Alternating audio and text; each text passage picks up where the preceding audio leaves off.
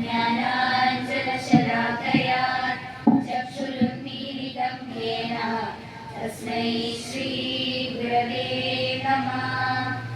अखण्डमण्डलाकारं व्याप्तं येन चराचरं तत्पदं दर्शितं येन तस्मै श्रीगुरवे नमः।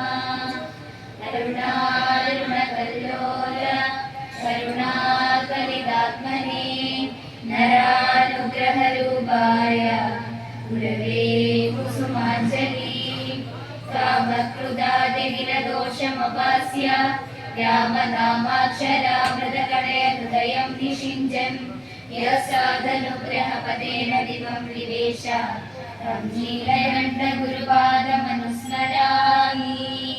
विग्रहे रामचन्द्रस्य विलयीभूतचेतसा अहं ब्रह्मेति वेदाय तत्त्वबोधस्वरूपिणे विभूतिमात्रदानेन सर्वानुग्रहदायिने श्रीनीलकण्ठशिष्याय सत्यानन्दाय ते नमः।